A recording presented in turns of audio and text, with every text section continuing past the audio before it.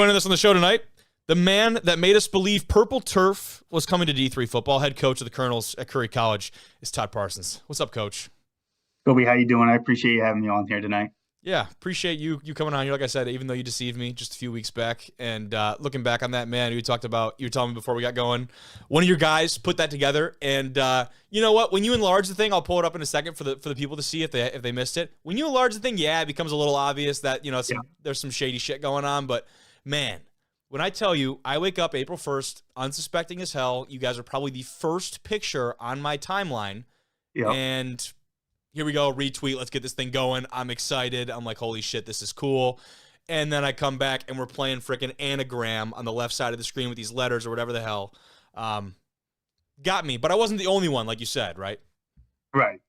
Yeah, we did it. I'll say, like, we tried to do it last year and they really didn't want us to put it out. And asked again this year, and they were like, "Go ahead, let it fly." And Let her fly. we put a tweet out probably, I think, what was April 1st, Monday maybe. Yep. And we put a tweet out Friday like, "Hey, big announcement coming," and tried to set it up, a little bit, but it did what it did. Obviously it's free advertisement for the program in the school, and got a bunch of views, and we're able to have some fun with it.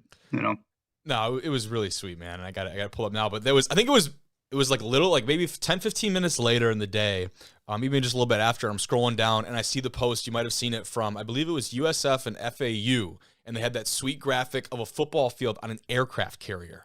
Right. And I'm like, whoa. And then something back here was like, dude, like, You've been got, and I had to go back and retrace my steps. But regardless, I'm happy to get you on the show, talk about your program, and like you said, it's great free promo for you guys. Like, whether or not the thing's coming or not, like the fact that many people, it was like 80,000+ people saw that tweet, now probably know about Curry College that probably did not know before. Get it however you can, man. Right? Yeah.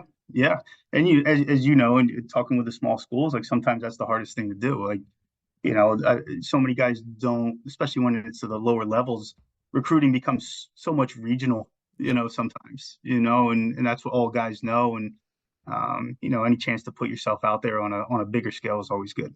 And we're going to talk about your familiarity with that region over there in a little bit here. But you guys right now still in the thick of spring ball, look like? Yeah, we are. We're, okay. We finish up this week. We have one practice to make up, so we go Tuesday, Wednesday, Thursday, and then we do what we call our Colonel Clash. I like that on Saturday. Yep, that's big. No, that's big time. Do you battle with, because that's kind of a later, in terms of the grand scheme of things, pretty late spring ball? You battle with kids in exams or anything of that nature, or no? No, so by rule we have to be done essentially the week before exams. Good. So yep. Our guys, they got one more week of class next after this week, and then they'll go into exams. Okay. Yeah, fair enough. And it was interesting. We're talking later in the show about D2 obviously had that new rule implemented where they can play other teams in the spring and set up some kind of scrimmage.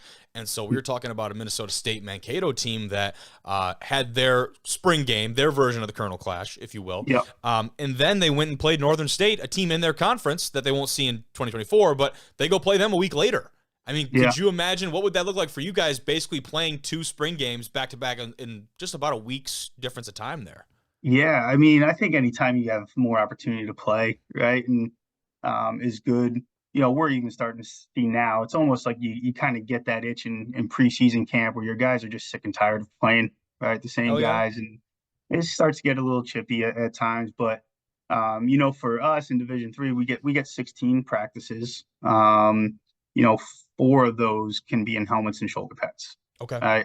Everything else is just helmets. So, even when we do our Colonel Clash, stuff, it's, everything is stud, right? And that kind of stuff. And, but we try to make the best out of it within the rules that we're given. And really the only time you can actually put on full pads as a Division III program is, I think it's every 4 years. If your program could schedule something to like an overseas trip, right, to go play, insert Alma, their trip over, like a great example of what's going on right now. Yep. Exactly. And then at that point, then you're able to treat spring ball just like any of the higher levels, right? The scholarship level school where you're in pads. Scott's going over to play the East Kilbride Pirates How about that one? Is that right? Yeah, Yeah. yeah. If there was a Colonel's team, where would they be located out of? There's See, no right answer to that, by the yeah, way. I don't even know where to begin, right, You on talk that one. about stuff getting chippy, especially when it comes to spring ball. When you've been around the same group of dudes, you just get pissed off enough at your. Especially when it's like, I know I came in as a freshman, running back. My roommate is a middle linebacker. Guess who's thudding every single morning when we go into the dome at freaking ass crack of dawn, 6:30 in the morning. You get sick of dudes pretty quick. You got to go to. I don't want to say punishment. Do you have a go-to consequence for these guys? You make them hold hands and walk around the field. What's the go-to for you guys over there? No, I mean, it's always going to get chippy. Yeah. One of the things that, in terms of, I guess, any kind of punishment we do for our guys, it's something I actually got from Coach Bob Chesney, who I was on Okay. staff with, and he's at JMU now, but it's something we call rolling the dice, right? So, Okay. anytime anyone might be late for a meeting or even late for class or miss or whatever, it's like you're taking a chance, right? There might be something really important in those first 5 minutes that you miss, or there might not be. So it's rolling a dice. You roll a one, it's 100 yards of 5 yard up downs every 5 yards. You roll a Okay. six, it's 600 yards. So that's the other thing. But like when it gets chippy and stuff like that, we don't really do anything. I mean, I guess at times you kind of want to see that, a Hell little yeah. bit, but Hell yeah. know when to draw the line and can you reel back in? No, 100%. I like that. Rolling the dice, and you're almost giving them like some amount of at least perceivable control over their own Exactly. Exactly. deal. Yeah, that's kind of funny. I like that a lot. But go back to kind of you in that area, right? You've been at Curry a few years now, but you're familiar with that area being at Endicott, about an hour away from each other, right? As far as geographically, like they're just about neighbors, I guess, depending on your Yeah, yeah. scale So of they sit things. on the North Shore of Boston, and we're on the South Shore. So There you just go. really on the other side of the city. But And yeah, go ahead. no, you're good, man. Go ahead and finish thought. I'm sure you're going to answer my question anyways. Yeah, yeah. I think I'm from Pennsylvania originally and went to school at a Division III school, Averett University down in Virginia, and kind of fell in love with the South there. And I always thought that's like where I'd end up and wanted to be, right? And you know, the job takes you in a completely different direction. I was joking with our coaches. Um, Last season we were playing up at Husson in Bangor, Maine, which is probably just about as far north as you can go, and Hell telling yeah. them that same thing. But had an opportunity to get up there and start coaching at Salve Regina here in Newport, Rhode Island, which was in the conference, with Curry and Endicott at that point in time. And back then Curry was just coming off a big run of 03, 04, 05, 06, 07, 08, conference wins, national playoffs, national playoff wins, top 25 in the country. And it was like, how do we beat Curry? As we all know, like things go in waves, and they kind of, drifted down there a little bit. And, in between that time, I had stops at some other places, most recently at Endicott, in the conference. And Curry was always just a really tough team, like you could never just look past them. They just had tough kids, right, all the Absolutely. time. And that was one of the draws, for me, as first head coaching job. Obviously, the familiarity with the conference and the program and winning's been done at a high level here, but just knowing the type of kids that are here, and it's certainly, we're in the process of rebuilding it, and our guys are completely bought in. But we all know it's a process for sure. Hell yeah. No, well said. And you're a guy that's got experience at just about every level, except I don't think you've got any NAIA experience, excuse me. But as far as the No, NCAA scene goes, you've been very well spread out and you've got a lot of great stops along the way there. But when it comes to Endicott, and more specifically your experience there, man, a constant for you guys was just winning football games. You did a lot of that. Endicott, these last couple of years, you talk about a kind of those runs when it comes to programs and where they're at. mhm. Endicott is right there, and they're doing a lot of good things over there. You were a part of it for quite a few years. What aspects of that program do you bring over to Curry, a scheme aside and those kind of things? What aspects of winning program and culture do you bring to Curry in a place that you already mentioned it earlier has the historic blueprint of success? This isn't a school or a program that has never seen success, on a conference or a national scale. Yeah, I think first of all, like Coach Paul McGonigal up there is doing an unbelievable Hell job, yeah. and him and I were on staff together at Assumption College with Bob Chesney, right? Okay, there you So go. And I think, everyone kind of takes, we come from that tree and everyone kind of takes it to the next stop. And it was kind of the blueprint, right, of everything. And now, when I got on, Coach McGonagall's staff, you could see the baseline, but see how he implemented his own things, right, and changes, for better, right. And same thing here. It's if you came to a Curry practice or really looked at the blueprint, the baseline of this, probably very similar, right. And also, if you go back to Salve Regina, right, Kevin Gilmartin, the head coach there, he was on staff with us when we were there too, like very similar, right. It's kind of funny, we had when I first got the job here, I hired the offensive line coach from Salve Regina. And I pull up the practice plans and the practice scripts and that kind of stuff. And he was like, this is the same ones that they're still using at Salve, Yeah. right? And so those are the same ones at Endicott, the same ones, here. And I'm sure maybe Coach Chesney's still using, right, the same. I hear you, man. That's funny how that stuff that carries over, and something someone might think as little as as a practice script or whatever. It's a big piece. And like you said, it's not usual, right? You go different places. Usually you're changing it and modifying things. So if something is being a constant through all of that, better work, I would assume. Yeah. But talk about your 2024 schedule this year. You got 6 teams on there, man. Made the playoffs last year. And you guys did not pull a single punch when it came to scheduling the out-of-conference games. You got quite the slate ahead of you. I'm sure you guys are pretty pumped about it. Yeah. I mean, we're up for the challenge, and I think that's one of the things. I mean, we are returning a lot of guys. We were a really young team, and we were about 60% freshmen on our roster, last year. Yeah. And we got some good players, but we still got to develop them, and they got to continue to take the next steps. And that schedule kind of came to us a little bit. We had 2 teams that were originally on our schedule that backed out, right, for whatever reason. So now we're hunting for games, and it's really, really tough to find non-conference games. Hell yeah. These days, and of course everyone wants a home game, right? That's the other thing. Hardin Simmons, they were looking for him. I know their league's kind of spread out, That's a bit. very nice way of saying it, a very politically correct way of saying it. They are falling apart down there in the SC, but I said that, not you. Yeah, of course. But obviously they're a really, really good program, and a strong conference down there, and for our guys to have an opportunity to get a taste, right, of what that's like, and I think our guys, I think we can match up well, right. We'll let the game play out. But yeah, we got them, and then Ithaca, that's another top 20 team, national playoff team.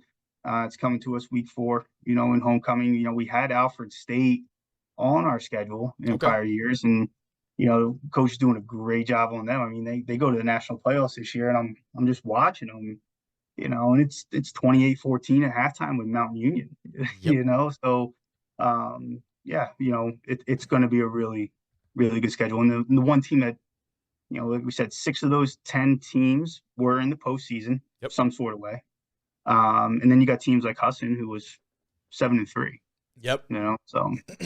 No, totally. And again, just to keep elaborating in mind, the challenges you guys are having, they're going to be great proving points for you guys. That Hardin Simmons team who goes up and shocks lacrosse, and then they go and win that conference and get over the hump that is UMHB down there. And then Ithaca squad.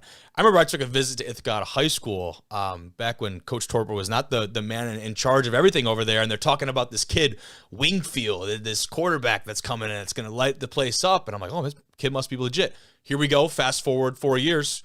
Legit. He's he's legit. He's a legit player. But yeah, man, I'm excited to see that and kind of a measuring stick for a lot of what you guys got going on. Now, to stay on that topic of the out of conference scheduling, I have not been covering Division III football for 20 years. I'd say it's like 2, maybe 3. But what I can say in my limited time covering this and kind of being more involved with it, this past year had the most entertaining out-of-conference slate, I think, in the entire landscape that I've seen. Again, I can't reach back and go super far in any database. Why is that? It feels like we're getting a lot more matchups between some really prominent programs and also kind of getting outside of that regional bubble, because that's obviously a limiting factor for a lot of smaller schools when you bring into cost. We're not chartering flights here from Curry to a lot of places. So maybe in case of I'm not going to assume things. Maybe you guys are getting a plane down there. I don't know. But the regional deal has been something that's been good and bad for D3 football. How have we started to break out of that the last couple of years? Well, I think, just in terms of playoffs alone, like strength of schedule plays a big role, right? Yep. And everyone wants those home games and that kind of stuff. And, it always helps, right? And I think especially for teams in the Northeast, like, Cortland State going and winning the national championship is, no one probably thought that was too feasible a couple, Oh, yeah. years ago. I think there's a lot more parity at the Division III level than there may have been in years past. Um, even Coach McGonigal and Endicott. I mean, they beat Hardin Simmons right last year, right in week 3 or 4, whatever it was. So, but I think it's also good, like for us, like not only for our program but for New England football, right, in general, to be able to step out and start playing some of these better teams. And they've done it up at Endicott. Western New England's done it. They're going down and playing Susquehanna, who's a really good top 20 program in Totally. Pennsylvania. Springfield obviously is up here, but and now we're trying to kind of jump on that train, Yeah, a man. little bit. I hear you, and that we're just gonna keep rolling with that scheduling deal because for you guys it changes just a little bit in the future because of that deal between the CCC. Was there a flashier name for that? That coastal conference. What do you guys call it? It's just CCC, Just yeah. CCC. We got to think of That's all C it goes. cubed. I don't know, man. Yeah, Just, yeah. anyways, the conference. You guys make a deal with the NUMAC, and you've got Hmm. when it comes to football, as far as the scheduling deal, it's not the first time a NUMAC team's been on your schedule. Definitely not. Hmm. But it's something where you're going to secure at least one out of conference game. But I think the more exciting piece of that is the idea and the promise of a bowl game at the end of the season for teams. Typically, it's that first team that's not playoff eligible, right? So we've seen games like the Lakefront Bowl, the Culver's Bowl, those kind of deals like that. That's got to be a really exciting prospect for you guys, especially, in a conference where you're going to get an automatic bid that goes to the playoffs. But then what else? What else for a team like Husson who goes 7-3? Like teams like that, you're just not really rewarded with much at the end of the year. Got to be a really enticing kind of idea. Yeah, no, I think again, any extra football for anybody is always a good thing. And I know when our conference, we were looking at trying to get a deal with another conference to cross over and guarantee a non-conference game, because they are so hard to come by. The NUMAC really matched up with the CCC in terms of academics. They're all private schools, and most of us have played some child. Like we opened up with Salve Regina last year. We're going to open Totally. up with them again this year. Western New England and Springfield. So, and we played MIT, last year. So it's already kind of been in place. Now it's just something to kind of confirm itself. And then when you talk about bowl games, at this level, as of right now, there's only 32 teams that make it, right? Out of Yep. 240, which is the largest, right? Man. And that was something, in other stops where, if we didn't make the playoffs and we got to these bowl games, getting the guys excited to play in those. And, when you compare it to Division I, like I know times have changed, right? A little, a little bit in those, Yeah. but like a bowl game's a bowl game, right? Like that's the goal, right? For so many Division I programs. Why is it any different really for Division III? So more opportunities for guys to play and have a chance to take home a quote unquote championship, right? Somehow is always a bonus. Yep. Times have changed. You're not going to be showered, I would assume, with any mayonnaise or starches of Yeah, any kind, potatoes of the sort, French fry. I don't know. There's a million, right? They're going to run out of sponsors eventually. They probably won't because there's money involved. right. But as far as that bowl game is concerned, they said it could start potentially as soon as this fall. Is there any update on that or what kind of timeline we're looking at? I have not heard an update as of yet. Okay. I would hope so. I think that would be great. I Need know it. the crossover games are Need it. kind of for this year, just because some teams, including us, were in contract, right, with other non-conference teams. So Yeah. like it's not a must, right, for our teams to cross over this coming year. But I Hmm. think in 25, I think it's pretty much a done deal Hell for yeah. that. I Yeah. love it. Sweet. No, Yeah. that's a great opportunity for those guys. And like you said, any extra football is great, and more postseason stuff for Division III is awesome. I'm sure you've seen some of the discourse. There's a lot of it on the old Twitter space about the current playoff picture.